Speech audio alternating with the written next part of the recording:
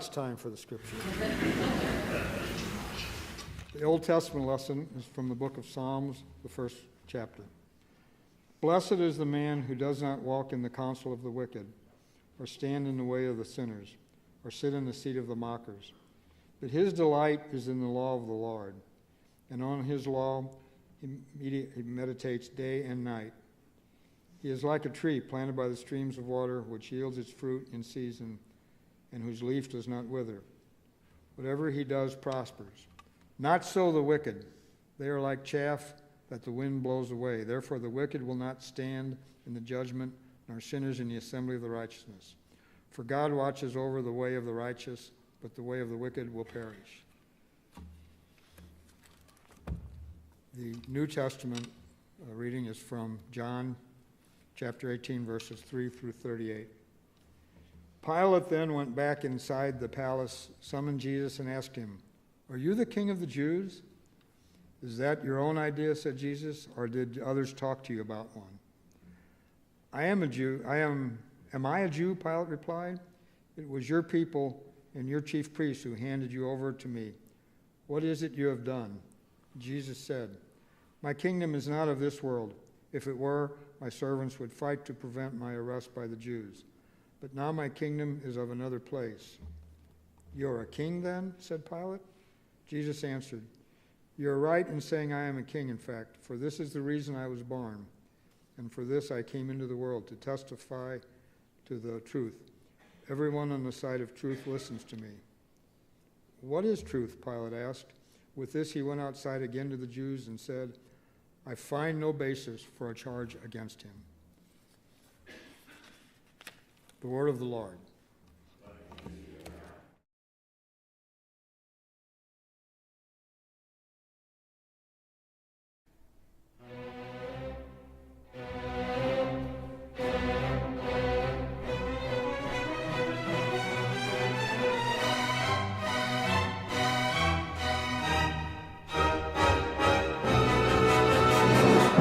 My name is Pilate.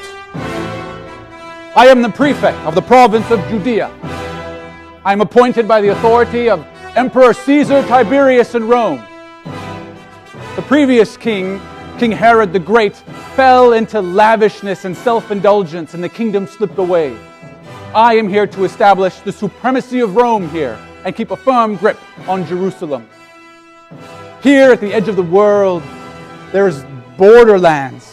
We are at the edge of the civilized world, and it is my job to make sure we maintain vigilance against all threats. For though Rome may be 1,000 leagues away across the sea, the very authority of Caesar himself rests here in the judgment seat. The decrees that I make are final.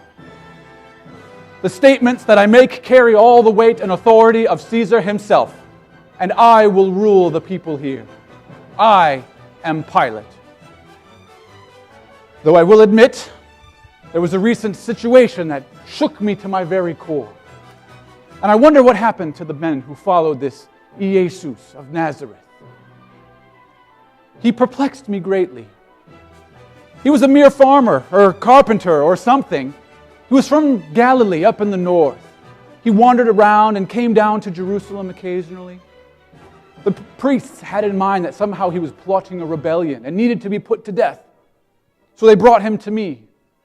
That was when I came face to face with the man for the first time. And it fell upon me to pass judgment. Not necessarily of his innocence or guilt, but I had to think of myself.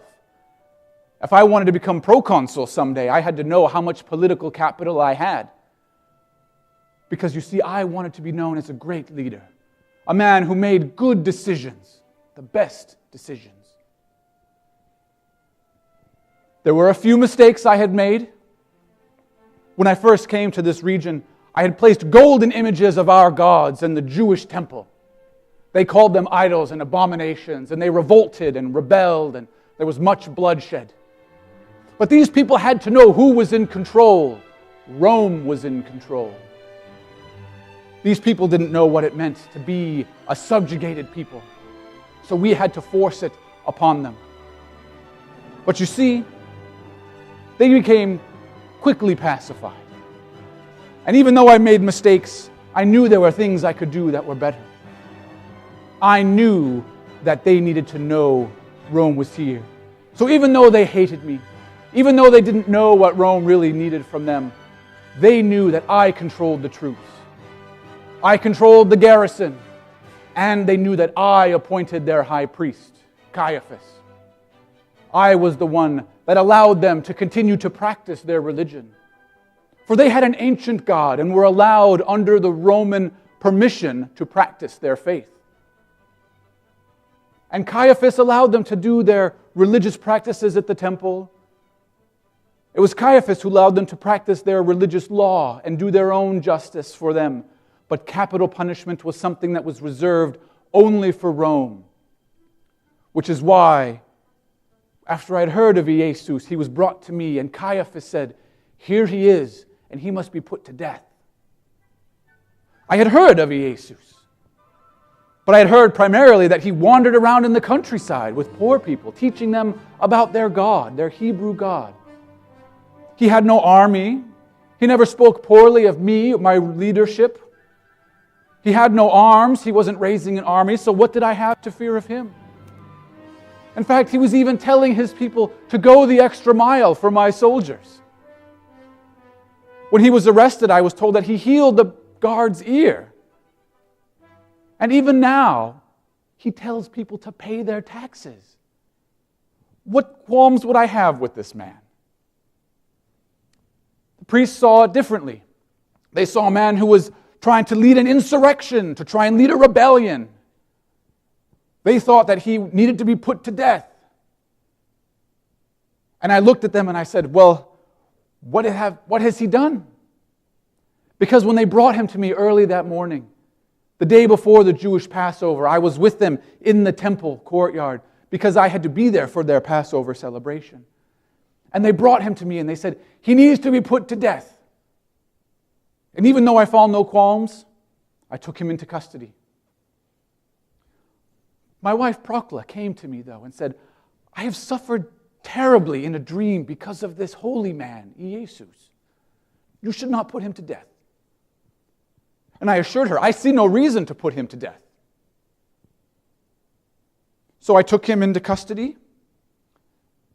And since he was from Galilee in the north, I sent him to Herod the Great's son, Herod Antipas, who was the ruler of the region up there. And Herod looked at him and said he found no threat against Rome. So Herod sent him back to me. So I sat Jesus down, and I went to speak to him. And I asked him earnestly, and it went something like this. Why do the people hate you? Why do they say these things about you? Are you the son of their God? And he looked back at me and he said, do you say these things because you believe them? Or just because this is what people have said about me? And I scoffed and I laughed and I said, am I a Jew? Do I know anything about your faith? Your people are the one who handed you over to me. Now I ask you again, Jesus of Nazareth, are you the Son of God? And he said, you say that I am. What does that even mean? I looked back at him and he continued and he said, my kingdom is not of this world. If it were, my disciples would have risen up and kept me from being arrested by the Jewish leaders. No, my kingdom is from another place. So I said, aha, your kingdom is from another place. So you are a king. Here to overthrow the Jewish kingdom? Here to rebel against Rome? And he said, no, I am here for one reason, to testify to the truth. And all who stand on the side of the truth will listen to me. And I said, quid est veritas? What is truth then? I have always stood for the Roman ideals of law and order and the wonderful things that our imperial nation has brought to the whole world. And I said to Jesus, your people obviously revile you, but I find no guilt in you. So I will have you beaten, 40 whips with a metal lash, less one, and then I will turn you loose. So the guards took him to the dungeon, beat him more severely than I anticipated. They brought him back. And as I brought him outside, I presented him to the people. And I said to the people,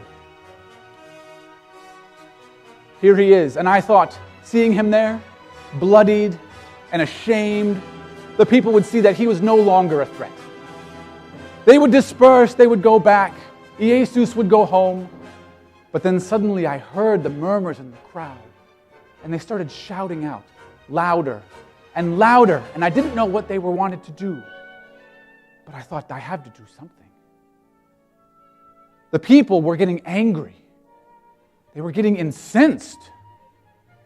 For even though I had brought Jesus out, and I had presented him to them, and I had beat him and found no judgment for death, he got up and said, nothing. But the people shouted, crucify him. Crucify him. And I didn't know what to make of it. And they shouted it again louder. Crucify him. Crucify him. Crucify him. And I thought, what is going on? I had another prisoner that I had arrested named Barabbas. He was a notorious thug, and he had committed murder and insurrection, and I had this habit of releasing a prisoner during their Passover celebration to endear myself to them. So I was going to release Barabbas and have Barabbas be the one that they could take. But no, the people shouted even louder, give us Barabbas! Give us Barabbas! Crucify Jesus! Crucify him! Crucify him! The masses were obviously possessed by something. For why would they willingly accept the rantings of this murderer and admit that they were wrong about this Jesus? But as they left, Pilate came up to me and shouted, we have a law in our country. And that is, if someone claims to be the Son of God, they must be put to death. And Caiaphas started riling up the crowd. And I retreated back inside. I took Jesus with me. And I thought, Caesar had given me one more chance to maintain law and order here. If a riot broke out, if people started dying in the streets, obviously they would pull me from my post. I had to come up with a solution. I didn't know what to do, so I sat down again.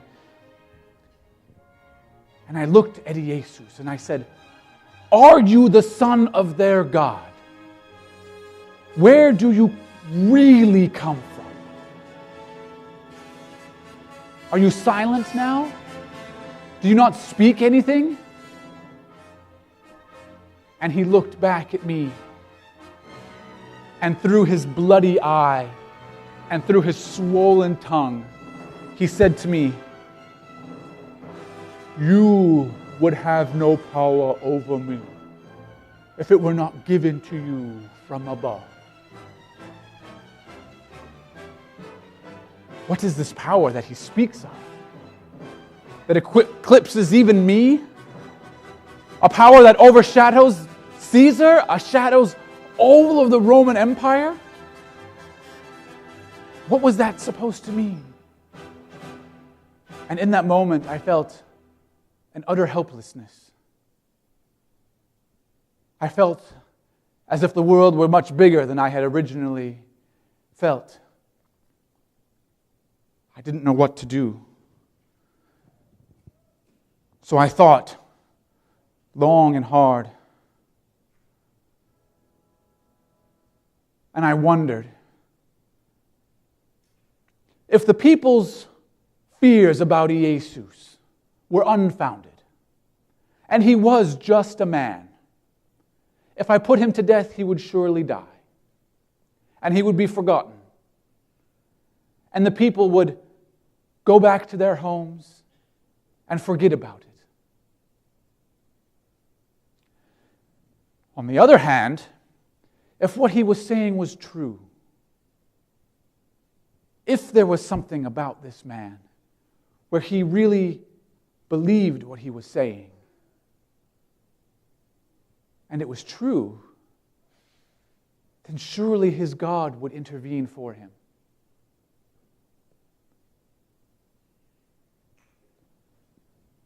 So my mind, I said to Jesus, don't you know I have the authority to execute you or to set you free? He looked back at me with eyes as deep as the ocean. But I knew that my mind had been made up by all the authority that had been given to me from above. So I took him again, and I brought him out to the people, bloody and bruised. And I said to the people, "Here is your king." And the people shouted back, "Crucify him." And I said, "Shall I crucify your king?" And they shouted back with even more anger, "We have no king but Caesar." I knew they would not be swayed, so I took a bowl and I washed my hands. And I said to the people, "I find no guilt in the man. May his blood be upon you and upon your children and your children's children." And the people shouted out, "Crucify him." So they took him away.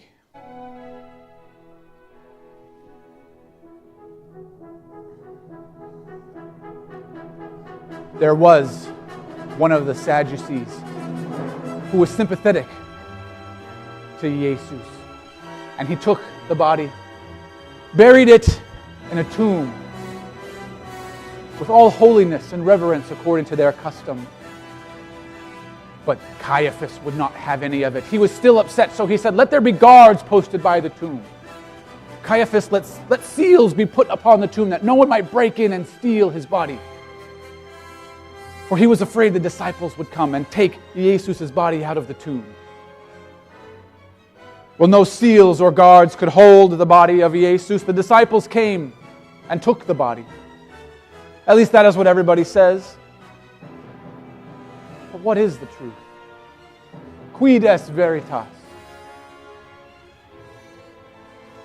Before he died, up on the cross, I had an inscription made for him that said, "Jesus Nazarenus, Rex Iudeorum." Jesus of Nazareth, King of the Jews.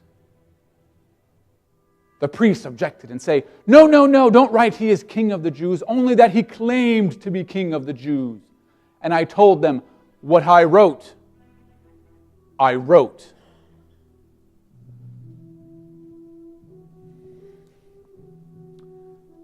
Perhaps he was a king of some other world where truth is proclaimed, where his power eclipses that of a mere prefect, that of Caesar. Perhaps his disciples will all run away, back to their fishing boats, back to their jobs and their homes. Perhaps his death will be the end of this chapter. Perhaps Jesus, miracle man, speaker of truth, perhaps this is your end.